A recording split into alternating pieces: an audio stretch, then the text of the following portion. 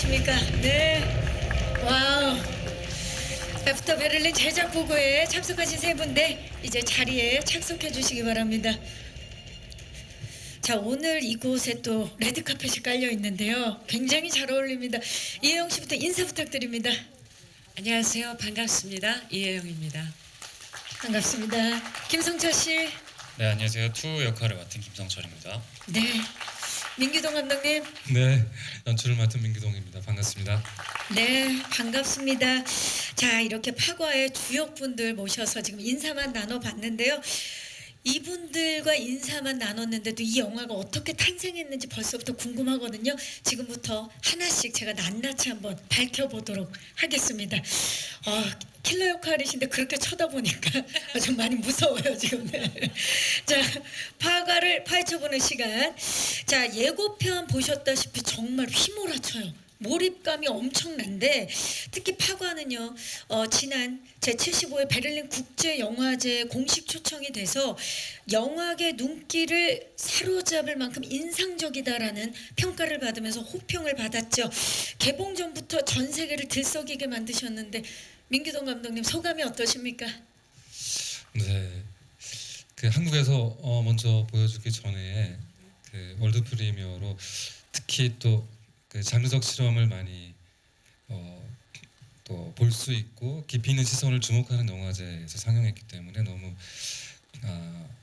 아주 기분도 좋고 영광이었다고 생각합니다. 그리고 보신 분들이 여러 가지 평들을 좀 보여줬는데요. 뭐 잔혹하지만 서정적이다, 그리고 폭력적이지만 아름답다, 이런 평가나 강렬한 액션 영화지만 그 깊이 있는 인생의 서사를 담긴 것 같고 감정이 가장 큰 무기인 것 같다, 이런 평을 들었을 때는 처음 만들었을 때 의도들을 잘 읽어주신 것 같아가지고 너무 좋았던 것 같아요. 네, 그 행복했던 순간들을 지금 떠올리셨는데 베를린에서 진짜 이혜영 배우님의 카리스마가 엄청났거든요. 어떠셨어요? 다녀오셨는데. 저도 너무 좋았고요.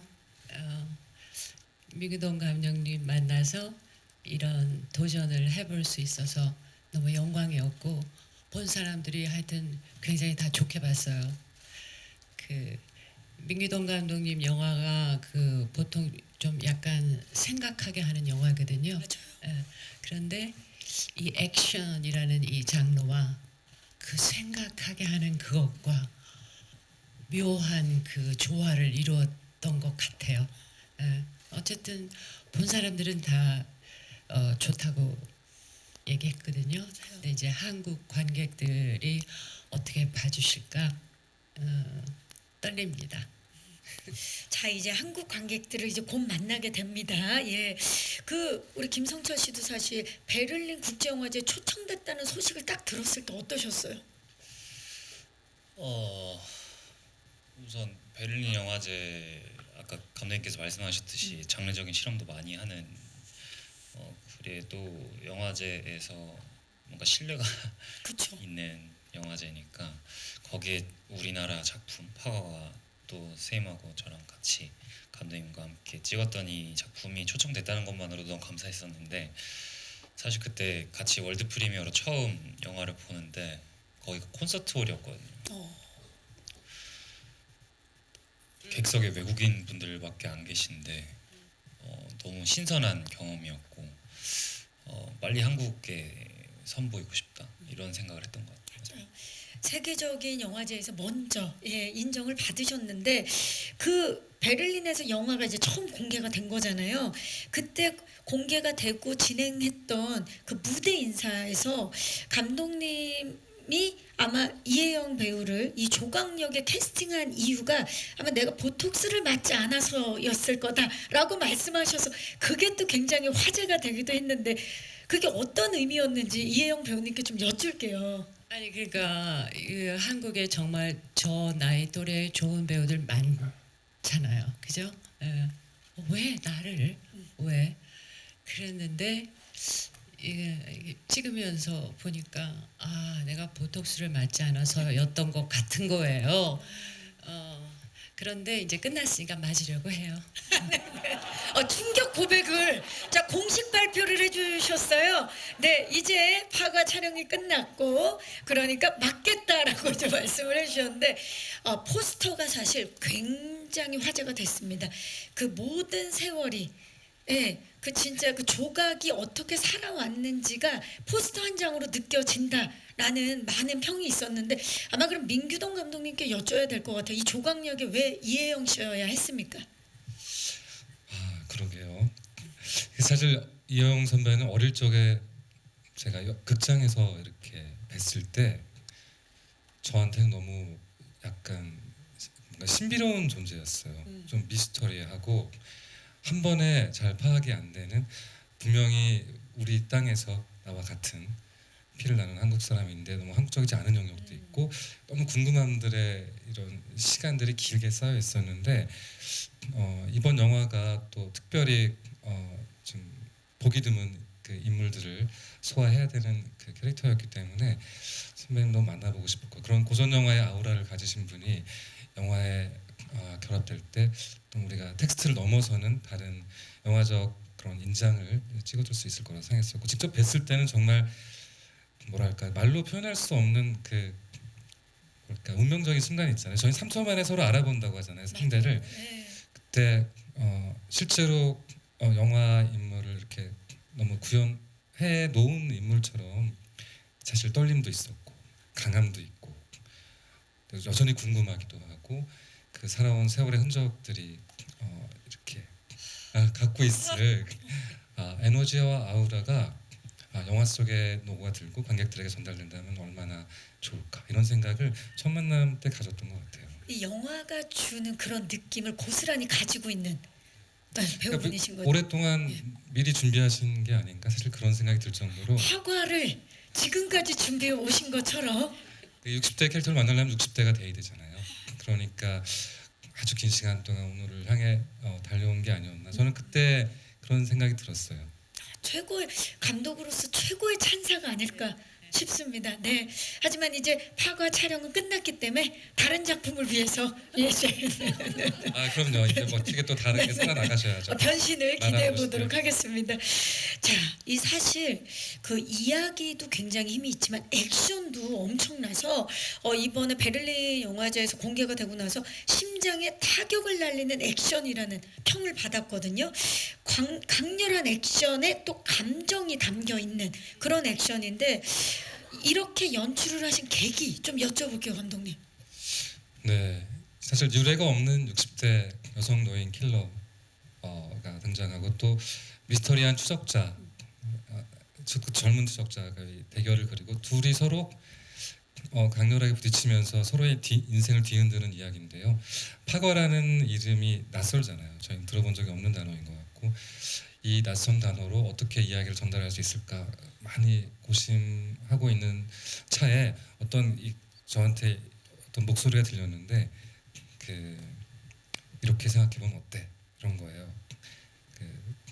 아주 전설적인 총잡이가 있는 마을인데 은퇴를 앞두고 손이 떨리고 고심하고 있는데 어떤 망나니, 너무 손이 빠른 젊은 총잡이가 찾아와서 여기 레전드 있다며 나와봐, 한번 붙자고, 너 죽일래, 이런 도전을 하는 이야기인 거예요. 그러니까 이게 단순한 배틀이 아니라 굉장히 운명과 필연이 담긴 한편의 웨스턴 영화일 수 있겠구나, 이런 이제 소리에 제가 그래, 영화는 괜찮을 것 같다.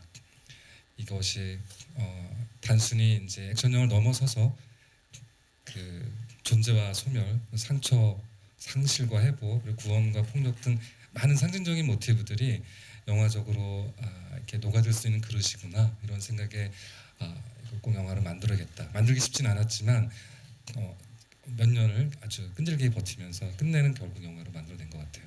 그런 상징성들을 이 자리에 계신 우리 배우분들이 연기와 액션으로 다 소화를 해내셨는데 성철 씨는 시나리오 처음 보고 어땠나요? 시나리오 보고 이제 원작 소설 같이 두 개 병행하면서 봤었는데 너무 매력이 있었던 것 같아요. 그리고 제가 대본을 봤을 때 이미 선생님께서 조각으로 하신다는 얘기를 들었었기 때문에 선생님을 상상하면서 이제 저도 대입을 시키고 이렇게 같이 읽었었는데 제가 상상했던 것보다 사실 현장은 더 힘들었지만 그래도 뭐 결과적으로 봤을 때는 그 저희가 추구했던 단순히 액션이 아니라 마치 드라마의 끝이 액션인 것 같은 그런 것들이 영화에 잘 녹아 있는 것 같아서 그게 되게 좋았던 것 같아요. 네. 이미 이혜영 씨가 조각으로 그 조각으로 되어 있고 그 마지막 조각을 또 성철 씨가 딱 채우면서 이 파가가 완성이 된 것 같은 그런 느낌이 드네요. 지금부터는 각 캐릭터들의 매력을 좀 알아볼 수 있는 파과 킬러 스틸 토크 시작하도록 하겠습니다. 먼저 레전드 킬러 조각부터 만나봅니다.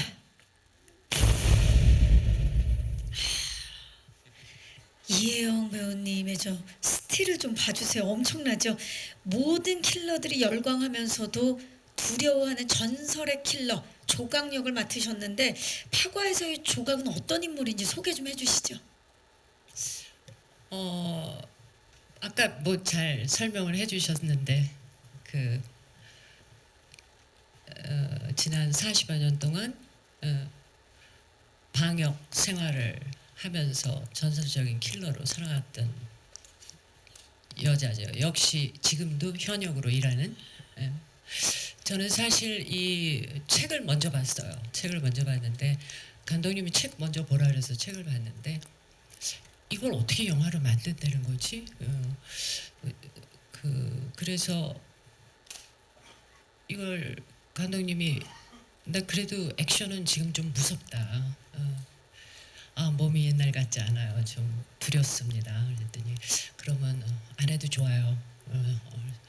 그래도 그게 파과를 읽은 사람들은 액션에 대한 기대가 많은데요. 그랬더니 할 수도 있어요.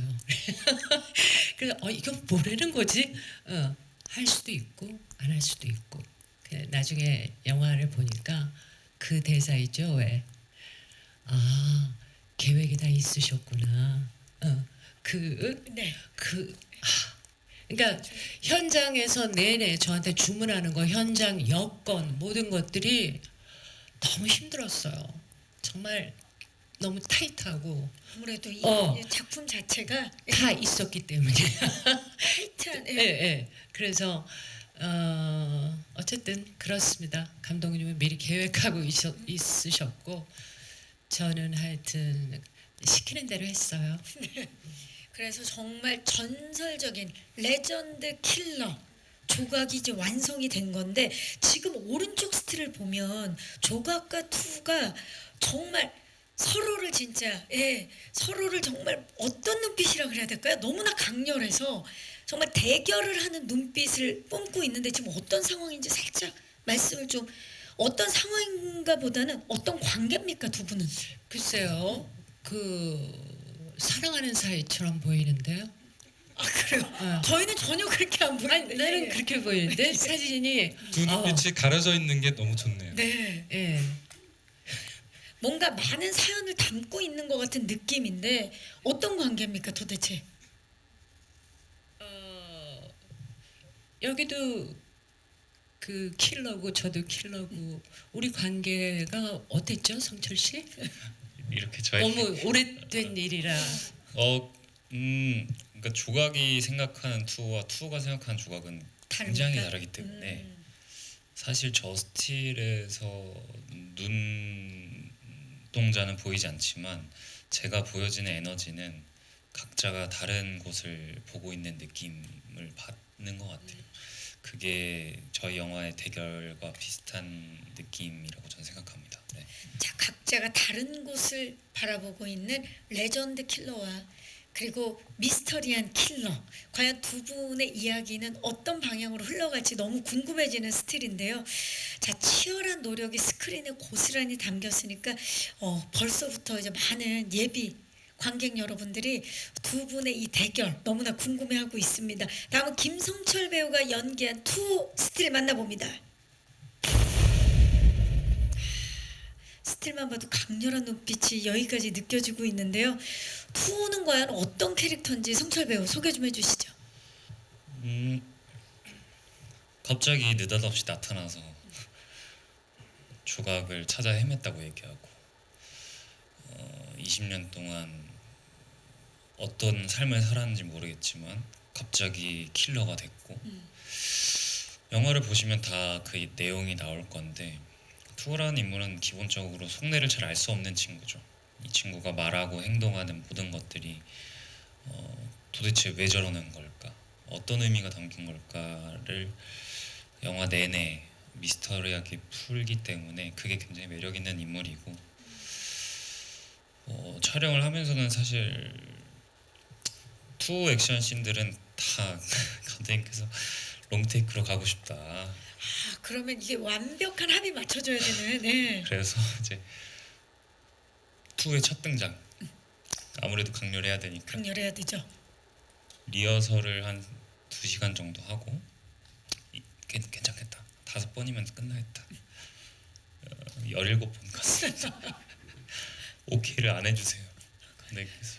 설마 17번 갔는데 첫 번째 테이크로 쓰신 건 아니죠, 감독님? 그 질문을 계속 하면서 이제 갔는데요. 그 안에 오케이가 있긴 하죠. 근데 뭔가 우리가 액션 영화는 사실 많고 킬러 영화도 많고 그런데 또 투한테 캐릭터를 부여하려다 보니까 좀 더 다른 종류의 어떤 완벽함을 좀 보여주고 싶어가지고 욕심 좀 냈죠. 맞아요. 이 끈질긴 연출, 끈질긴 연기가 합쳐져서 이렇게 명작이 탄생한 게 아닌가라는 생각이 드는데요. 지금 스틸을 보면 오른쪽 스틸에서 어딘가를 응시하고 있는데 굉장히 눈빛은 복잡한 마음이라는 게 느껴지고 있거든요. 투에 좀 어떤 모습을 담은 스틸인가요? 살짝 스포를 좀. 조금 전에 그 상황 선생님 스틸컷 그 다음 상황이에요. 이제 조각이 떠나고 난 투의 눈. 제가 왜 저렇게 서글프고 사랑하는데 증오하는 눈을 갖고 있는가는 아마 영화를 보시면 다. 두 분의 그러니까 투샷 이후에 네, 그렇습니다. 혼자 남겨졌을 때 복잡한 심경을 그린 네네. 예 그런 스틸입니다. 설명만 들어도 진짜 정말 독한 두 킬러의 탄생이 기대가 되는데 감독님 조각과 투 이 인물을 만들기 위해서 두 인물을 만들기 위해서 어떤 부분을 가장 고민하셨어요? 네, 그 뭐 대결의 이미지를 이렇게 볼 때 조각은 이제 뭐 둘의 대조라는 게 영화의 아주 중요한 사실 컨셉이기도 했고 조각은 아주 뭐 50년에 가까운 그런 아주 고립됐지만 일관된 삶을 살아온 사람인데 존재 자체가 예술이라고 저는 생각했었고요. 스타일도 있고 아주 고집스러운 철학도 있고 그리고 또 액션은 아주 미칠 듯이 효과적이고 그래서 내가 만약에 그런 방역을 의뢰한다 뭔가를 그렇다면 나는 조각한테 맡길래 이런 느낌이 확실하게 풍기는 어떤 인물을 생각했었고 투는 또 반대로 젊고 혈기왕성하잖아요. 과시적이고 감정적이고 뭐 화려한 사실 인물이기 때문에 하지만 던지는 말은 한 번에 이해되지 않는 굉장히 다중적인 의미를 이렇게 띠는 인물이고 두 인물을 이렇게 딱 세워봤을 때 뭐랄까 투는 이제 조각을 너무너무 죽이고 싶어 하는데 사실은 조각이 없으면 자기 존재 의미가 없다고 생각하는 집착과 오히려 광기를 보여주는 것이고 둘 사이에 이렇게 시간이라는 거울을 딱 두면 서로가 사실을 상대를 보는 게 아니라 다른 시간대 자기 자신을 보고 있는 극단적으로 서로 대립되고 있지만 사실은 서로 닮은 꼴이라는 거를 알게 되는 그런 그 인물의 설계 속에서 우리는 그 충돌이 묘하고 재밌다 이런 느낌을 느낄 수 있게 해봤어요. 와 감독님 지금 말씀을 들으니까 이게 그냥 단순한 뭐 레전드 킬러 그 미스터리한 킬러가 아니라 거기에 모든 서사 행동 하나 액션 하나 대사 하나 표정 하나의 모든 서사를 담아야 됐기 때문에 굉장히 그 어려운 연기들을 두 분이 해내셨다라는 생각이 듭니다. 예. 레전드 킬러, 미스터리한 킬러. 그러면 행동 하나에 모든 거를 다 압도해야 되는 그 역할들을 해내기 위해서 두 분이 또 얼마나 열심히 하셨을까라는 생각이 드는데, 지금 제가 영상을 보니까 감독님 두 분 외에도 연우진 씨의 또 모습이 보이더라고요. 예, 강 선생을 좀 소개해 주시겠어요, 감독님? 네, 강 선생이라는 사실 이 어둠의 세계와는 완전히 동떨어진 그냥 우리 일반 소시민들이 사는 그런 평범한 사람이고요. 하지만 똑같이 보통 많은 사람들이 그렇듯 상실과 아픔을 갖고 사는 사람들이고, 영화 속에서는 그 낯선 세계와 그 거친 세계가 주는 긴장감을 좀 풀어주는 숨 쉴 수 있는 공간이기도 하고, 두 인물 사이에서 묘한 삼각형을 형성시켜 주는데요. 조각의 비밀을 얼핏 눈치채고 그 정체를 의심하기 때문에 어쨌든 양심의 딜레마를 겪게 되고요. 보호해줘야 되는지 신고해야 되는지, 혹은 이 정체가 무서운 존재가 아닐까 이런 고민을 하게 되고, 근데 또 예기치 못한 유대를 또 겪게 돼요. 그렇다 보니까 조각에게 평생 한번 느껴보지 못했던 이상한 다른 공기를 불어넣어주고, 그것이 이제 둘의 대결 속에 또 새로운 균열을 만들어주거든요. 그래서 영화의 주제와 서사는 그 강 선생 없이는 또 이루어지지 않기 때문에 그 묘한 삼각형의 재미가 전체 영화의 중요한 컨셉으로 이렇게 자리 잡아 있어요. 조각과 이 강 선생의 이제 관계성에서 오는 새로운 공기가 나오겠네요. 예. 자, 그리고 또 김무열 씨의 모습도 보였거든요. 네네. 네, 류죠, 류. 네, 예, 뉴. 류도 소개를 좀 부탁드릴까요? 네. 조각을 가족으로 맞이해 준 일종의 스승이고요. 또 조각에게 왜 살아야 되는가, 어떻게 살아야 되는가, 그 삶의 이유와 또 쓸모를 가르쳐준 선생님으로서 평생 이렇게 50년 가까이 신념에 찬 삶을 조각이 살 수 있게 에너지를 제공해준 스승이고, 그 지켜야 될 것을 만들지 말라라는 어떤 정언 명령 같은 것을 조각에게 심어주고, 조각은 그것을 부여잡고 자기 삶의 이유를 갖고 아주 외롭지만 일관되게 살아가는 그런 사람이죠. 그게 큰 영향을 준 인물로 등장하고 있어요. 네, 정말 많은 배우분들이 이 파과에 빈틈이 없게, 영화를 빈틈없게 만들어 주시는데, 신시아 배우랑 그리고 김강호 배우의 모습도 보였는데 어떤 역할인지 우리 또 이혜영 씨가 짧게 소개를 좀 부탁드릴까요? 신시아 배우는 마이크. 예. 신시아 배우는 저의 어린 역할을 하셨고요. 네. 그리고 강우 씨는 그 우리 신성 방역 안에서 아버지로부터 대를 이어서 이 조직에 함께 있는 그 손사장 손사장 역할이에요. 역할? 네. 좋습니다. 신시아 씨가 자라서 이혜영 씨가 되는 거죠. 네. 네, 좋습니다. 자, 그러면 우리 이야기를 지금 저희가 또 들어봤는데, 왠지 모든 배우들이 단추들을 다 자기의 단추를 잘 꿰서 정말 꽉 막히게, 이 꽉 옷을 잘 막히게 만들었다라는 생각이 드는데요. 저희가 영화에 더 과몰입할 수 있는 과몰입 키워드 토크를 시작해 보도록 하겠습니다. 우리 민규동 감독님께서 조금 전에 보니까 파과로 이행시를 해주셨던데, 파고들수록 과몰입되는 영화가 아닐까라는 생각이 저도 드는데요. 과몰입을 부르는 첫 번째 키워드 만나봅니다. 신선함에 빠져든다. 자, 파과는요 60대 킬러를 중심으로 한 작품이라는 점에서 정말 신선하게 다가오는 작품인데, 감독님, 다른 액션 영화들과는 다른 파과만의 차별점 뭡니까? 파과는 그 몸이 싸우기도 하는데 마음도 싸웁니다. 사실 그래서 몸과 마음이 싸우는 진짜 싸움이고요. 그래서 싸움의 결과를 봤을 때 승자 패자가 있는 게 아니라 그 인간의 삶을 보게 된다고 생각해요. 그래서 액션의 장르적 쾌감도 가져갈 수 있지만 또 보지 못했던 감정적 여운도 가져갈 것이기 때문에 그 점이 파과의 독특한 차별점이 아닐까 이런 생각이 듭니다. 네, 자, 진짜 이 사실 해외에 헐리우드에 리암 니슨이 있다면 이번 한국에 이제 이혜영 씨가 있을 것 같은 그런 느낌이 들거든요.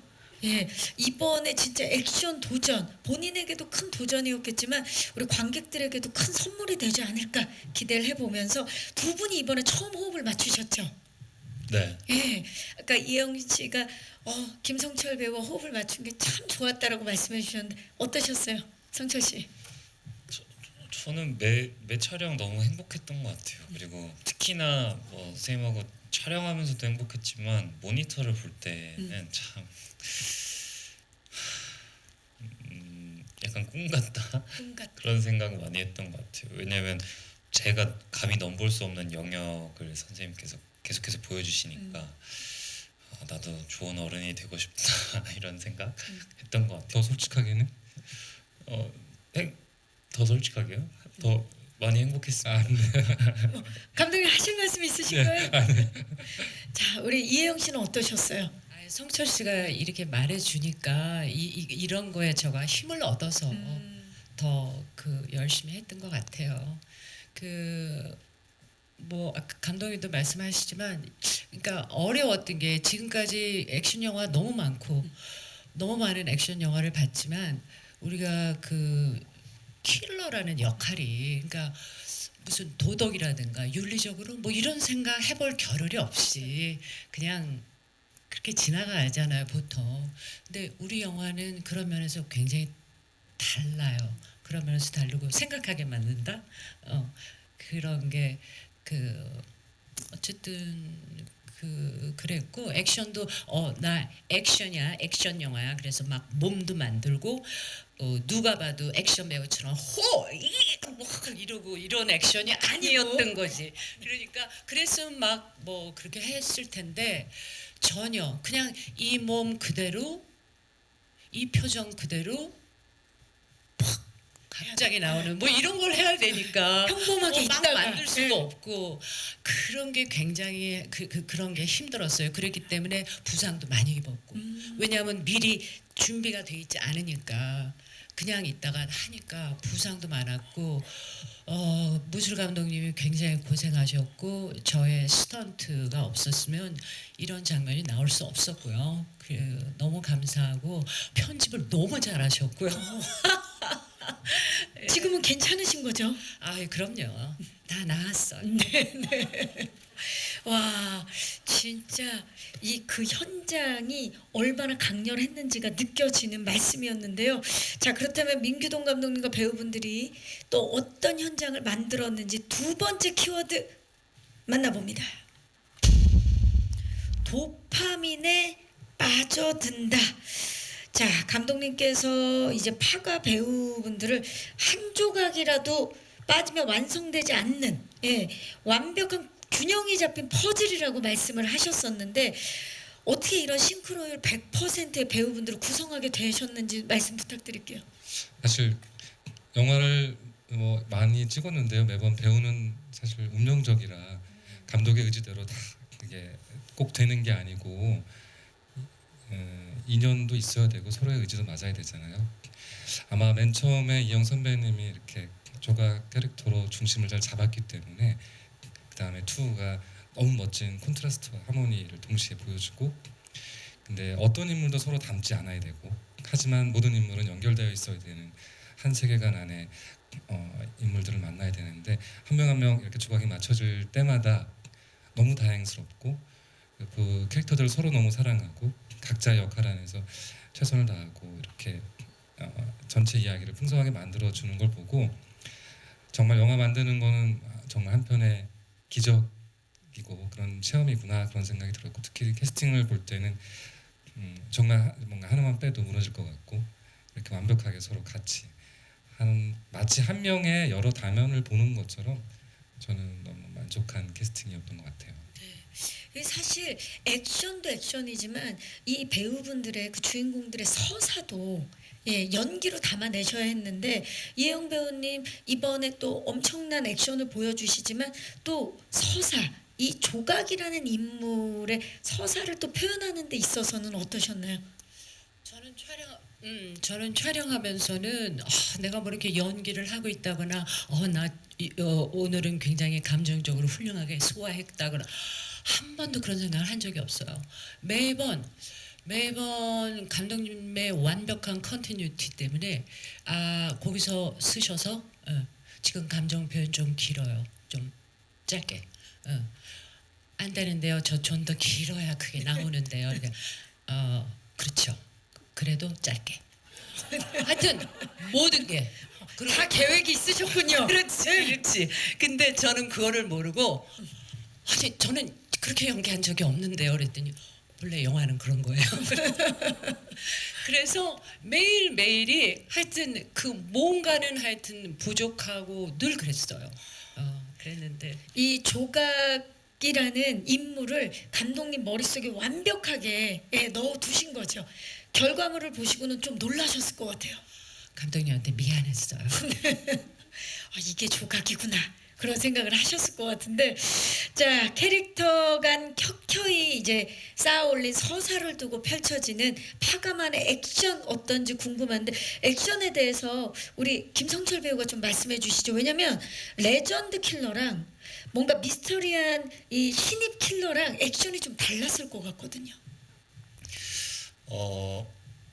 촬영 전에도 액션의 디자인에 대해서 감독님하고 이제 무술 감독님하고 얘기를 많이 하긴 했었는데, 어찌됐건 조각이라는 인물은 레전드 킬러고 효율을 따지기 때문에 빠른 시간 안에 간결하게 사람을 해할 수 있는 그런 방식의 킬링을 선택했던 것 같고, 투라는 인물은 어찌됐건 대놓고 과시하고 어떤 이 상대방을 멸시하고 약간 누군가 내가 이렇게 했다라는 거를 봐줬으면 좋겠다라는, 그 결국에는 조각이 되겠지만 그런 마음이 담겨져 있는 액션을 했던 것 같아요. 그래서 액션의 디자인도 단순히 제압하고 뭐 이렇게 상처를 내는 게 아니라 약간 말했던 대로 대놓고 괄시적이고 되게 보여주기식의 그런 액션들을 했던 것 같아요. 네. 두 분이 확연히 다른 액션 스타일을 보여주실 것 같은데, 자, 그렇다면 이제 마지막 파과 매력 마지막 키워드 만나봅니다. 시네마 경험에 빠져든다.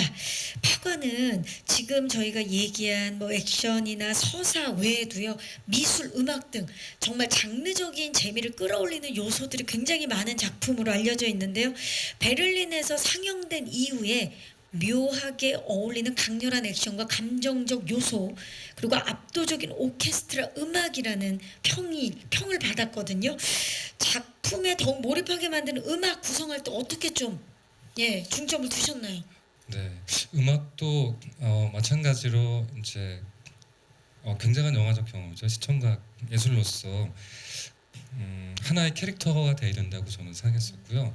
뭐 아주 큰 오케스트라도 있지만 아주 미니멀한 전자음악도 있고, 어떨 때는 감정을 굉장히 증폭시키는데 어떨 때는 감정 굉장히 절제시키기도 하고, 화면과 상반된 종류의 음악이 나오기도 하고, 그렇게 음악이 계속 장면과 충돌하면서 장르적으로 조금 더 신선한 이런 재미와 스타일을 가져갈 수 있게 배치를 해본 것 같아요.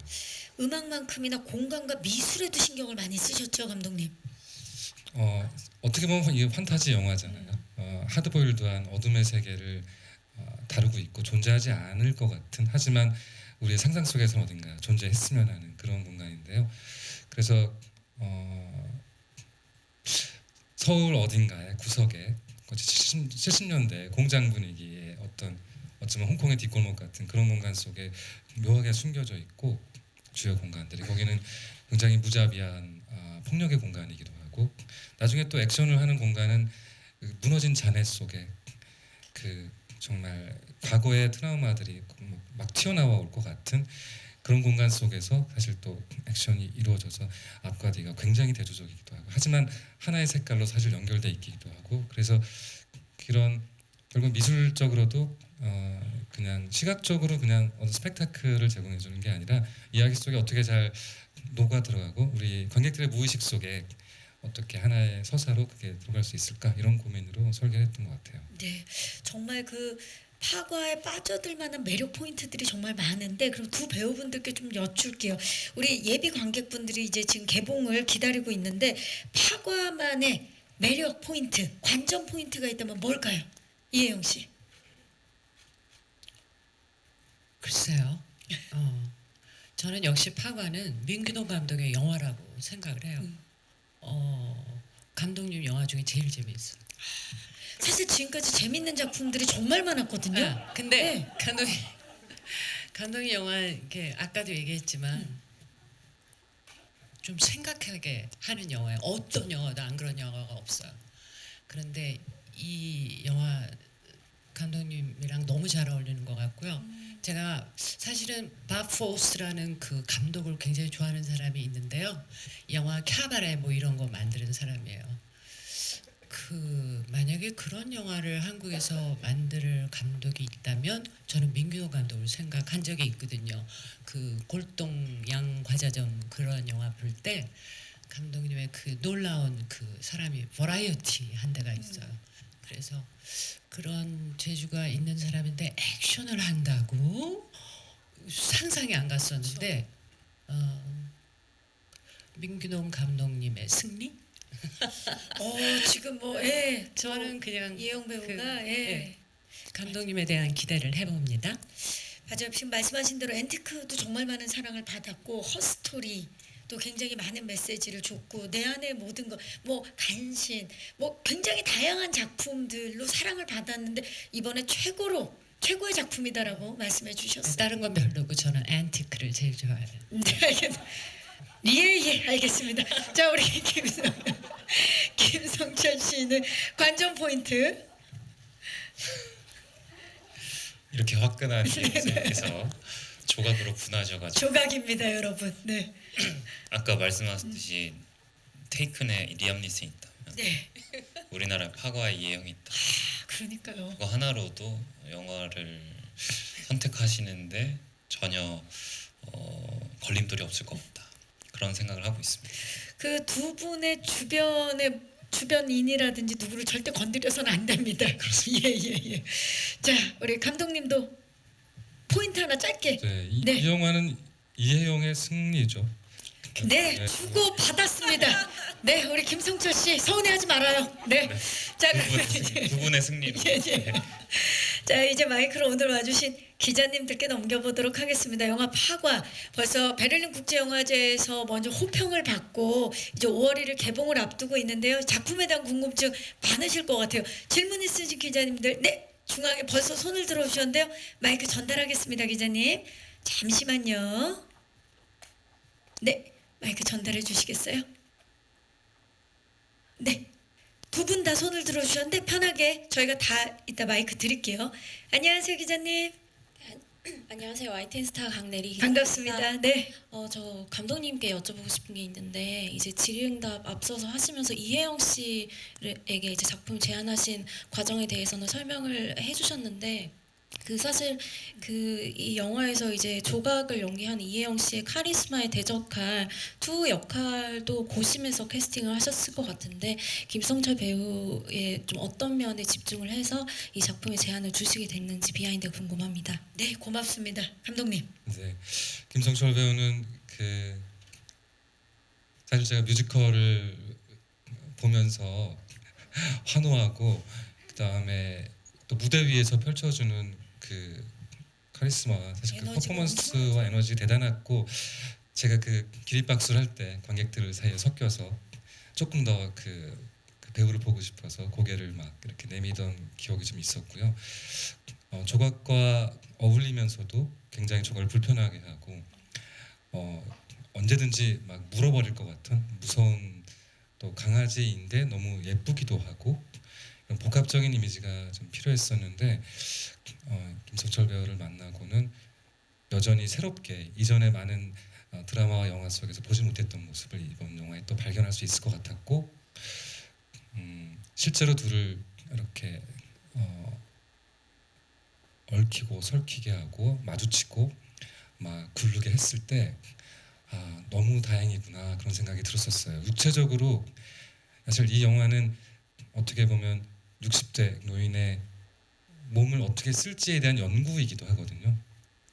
근데 물리적으로 봤을 때 그냥 말도 안 되는 대결처럼 또 보이면 너무 가짜가 되니까 마치 상대가 될 것 같은 분위기도 또 풍겨져야 되니까 지나친 남성성의 이런 포효 이런 것이 또 부담될 수 있기 때문에 김성철 배우가 아직 가진 그 미소년의 느낌과 또 사실은 또 강력한 또 무서운 지점 이런 것들이 필요했었는데 김성철 배우 만났을 때는 너무 다행이다 이런 생각이 들고 반가웠고 본인이 또 너무 액션 영화를 하고 싶어 했었던 시점에 저희가 또 인연이 닿았기 때문에 그런 본인에게도 도전을 하는 그런 역할을 배우가 만날 때 전 너무 좋고 저도 마음껏 실험할 수 있기 때문에 그 만남이 너무 좋았던 것 같아요. 지금 그 민규동 감독님 말씀에 우리 그 김성철 배우가 가지고 있는 모든 색깔들이 다 나왔어요. 미소년, 강아지, 카리스마, 에너지 모든 걸 다 가진 배우가 바로 김성철 배우입니다. 네, 그러니까 티라미슈와 기렌 아이들을 제가 그건 오늘 안 하려고 그랬는데 예예. 그러니까 부드러움도 있죠. 이 부드러움도. 예. 간극이 아직도 사실 덜 캔 보물이라고 해야 될까요? 원석으로서의 여러 가지 아직 가능성을 많이 갖고 있는 것 같아요. 달콤하면서도 그 뒷맛이 또 씁쓸한 그런 강렬함도 있는 배우입니다. 또 질문 있으시긴 그 앞에 또 기자님 손을 들어주셨는데 여전히 질문이 있으신 건가요? 네, 마이크 전달하겠습니다.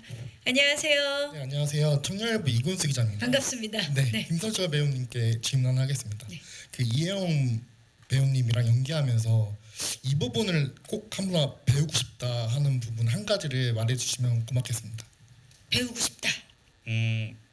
아마 영화를 영화가 나오면 이제 보시면 아실 텐데 선생님께서 소파에 그냥 앉아 있는 장면이 있어요. 거기서 정말 수만 가지 생각이 들더라고요. 그냥 앉아 계셨는데 그래서 그걸 보고 도대체 무엇이 선생님을 저렇게 조각처럼 만들었을까? 라는 생각을 되게 많이 했고 그 씬에 대한 모니터를 한 최소 5번 했던 것 같아요. 근데 그건 단순히 뭐 연기적인 측면을 떠나서 선생님께서 지금까지 지내신 모든 세월들까지 포함이 된 것 같아서 아까 초반에도 말씀드렸지만 좀 멋진 어른이 되고 싶다 뭐 이런 생각을 좀 많이 했던 것 같아요. 네. 진짜 그냥 앉아만 있었을 뿐인데 그 모든 서사가 다 이해가 되고 그려지는 그 점은 사실 우리가 정말 많은 시간 또 노력해야 얻을 수 있는 거니까. 그렇다면 반대로 이혜영 배우님은 김성철 씨를 이번에 함께 연기를 하면서 이 점은 진짜 놀랐다 하는 점이 있다면. 역시 순발력이죠.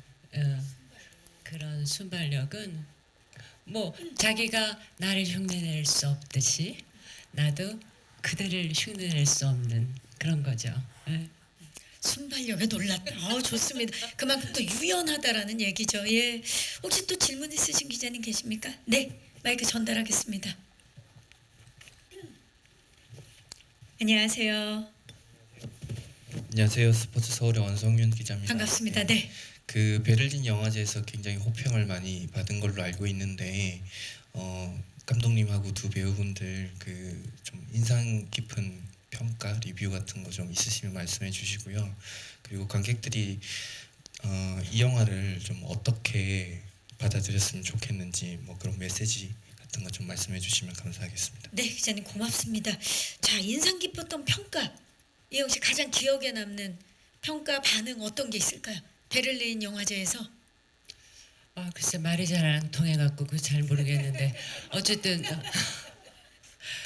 우리 영화 그 시사 그거 첫날 하는 날 이 극장이 무슨 콘서트장이었나요? 어마어마하게 컸어요. 정말 우리 영화는 그렇게 큰 데서 하면 안 되는데 사람들 없으면 어떡하지? 썰렁하게 앉아 있으면 어떡하지? 걱정했거든요. 거기가 꽉 닫혔어요. 정말 그 많은 관심을 우리가 받았고요. 그리고 나가는 사람 한 명도 없었고요. 어쨌든 영화가 집중하게 하는 그런 힘이 있었던 것 같아요. 그 나머지 평은 제가 잘 못 알아들었어요. 그런데 어쨌든 제가 거기서 봉 감독님의 미키 세븐틴도 봤거든요. 그게 우리보다 하루 먼저 했나? 그죠? 하루 먼저 했는데 그것도 영어 대사의 독일어 자막이라서 좀 그 어려웠죠. 물론 한국에 와서 제가 다시 봤지만 근데 미키 세븐틴보다 재미있었어요 우리가. 두 작품이 다 재밌죠. 예, 다 재밌어요. 예, 예. 네. 하지만 우리 이혜영 배우님은 우리 작품이 더 재밌었다라고 지금 굉장한 자신감을 보여주고 계십니다. 자, 김석철 씨 현장의 반응.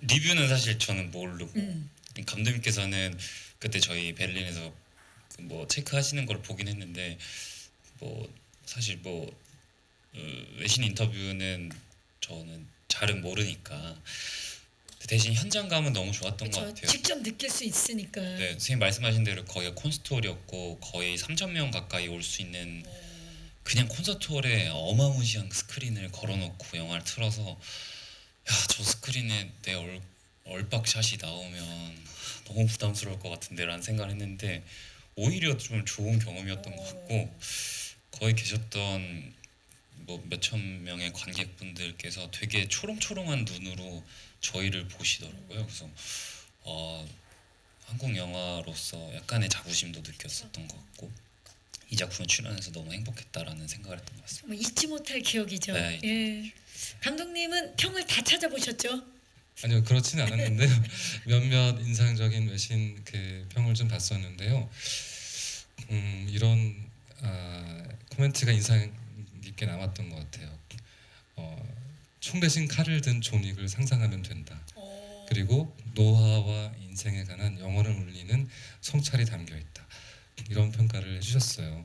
물론 영화는 부족한 부분도 많을 거고 그리고 뭐 대단한 스펙타클도 아니지만 그리고 한국적인 뉘앙스를 사실 완전히 또 이해도 하기 어려울 텐데 이렇게 영화를 읽어내주는 그러니까 큰 맥락을 읽어주는 평가를 보고 굉장히 다행스럽고 고맙다 이렇게 생각했었습니다. 이 작품이 관객들에게 좀 어떻게 다가갔으면 하시나요? 주고자 하는 메시지가 있다면 네, 당연히 그 또 오락영화로서의 장르적 쾌감도 가져가시고요. 영화 끝났을 때는 누군가의 얼굴 혹은 누군가의 뒷모습이 길게 남을 수 있는데요. 극장을 나서면서는 그런 뒷모습이 인상 깊게 하루 종일 혹은 며칠 혹은 잊혀지지 않는 그런 영화로 남으면 좋겠습니다.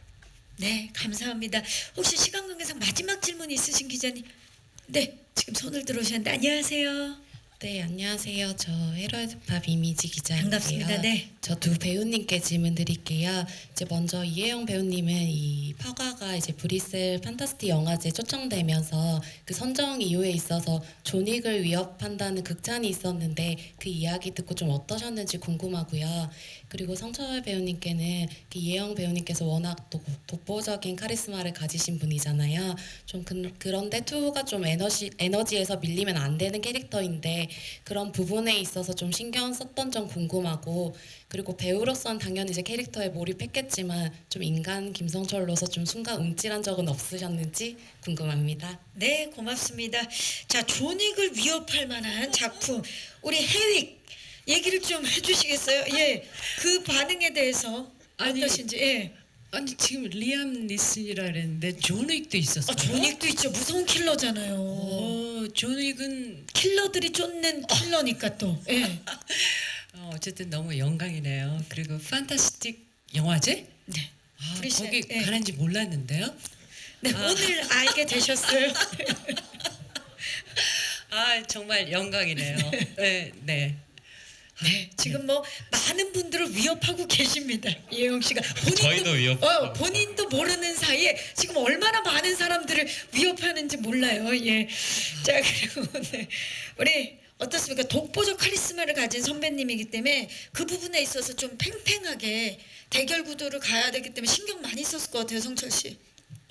우선 저는 그 화면에서 투의 에너지가 뚫고 나왔으면 좋겠다는 생각을 정말 많이 했던 것 같아요. 그래서 눈빛도 되게 열정적으로 쐈던 것 같고 좀 패기 있게 연기하고 싶다. 특히나 제가 생각했던 투어는 정말 정제되지 않는 날 것 그 자체였기 때문에 그 상태로 연기를 하자라는 생각을 많이 했었고, 두 번째로는 선생님께서 많은 분들이 보시기에 너무 카리스마 넘치고 막 무섭고 이렇게 보이실 텐데 현실은 거의 소녀 맞아요, 소녀시죠. 공주님 이렇게. 그래서 사실 저희가 카메라가 안 돌고 있을 때는 선생님하고 재밌는 얘기도 많이 하면서 놀고 사실 위협이 되거나 그랬던 적은 근데 카메라가 돌 지금 때 말고는 없었어요. 자, 지금이 위협이에요. 지금 지금 이 순간. 네, 그렇습니다. 전혀 연기할 때나 카메라 밖에서 그런 순간은 없었다. 네, 좋습니다. 좋은 질문해 주신 기자님들 진심으로 감사의 말씀 드리고요. 자, 이제 저희 포토타임만 남겨놓고 있는데 마지막으로 끝인사를 좀 부탁드려야 될 것 같아요. 우리 예비 관객 여러분들과 우리 오늘 와주신 기자님들께 이혜영 씨부터 끝인사 부탁드립니다. 네, 많은 관심과 성원을 보내주셔서 진심으로 감사하고요. 우리 영화 잘 좀 소개해 주세요. 감사합니다. 감사합니다. 김성철 씨. 네, 우선 오늘 바쁜 시간 내주셔서 너무 감사드리고, 참 작년 말부터 참 어려운 시국인데 저희 파과가 어떤 위로와 감동의 목소리로 전달이 됐으면 좋겠다라는 생각을 하고 있습니다. 그래서 5월 1일쯤에는 좀 이슈가 없는 그런 때가 됐으면 좋겠고, 아무쪼록 오늘 와주셔서 너무 감사드립니다. 네, 민규동 감독님. 네, 와주셔서 너무 감사드리고요. 빨리 영화 보여드리고 또 냉정한 또 평가와 또 칭찬 이런 것들 또 저희 또 편하게 행복하게 많이 받는 그런 순간이 빨리 왔으면 좋겠습니다. 네, 감사합니다. 자, 이제 포토타임을 위해서 무대 정리하는 동안에 마이크 의자 위에 올려주시고요. 무대 옆쪽에서 잠시 준비해 주시면 저희 무대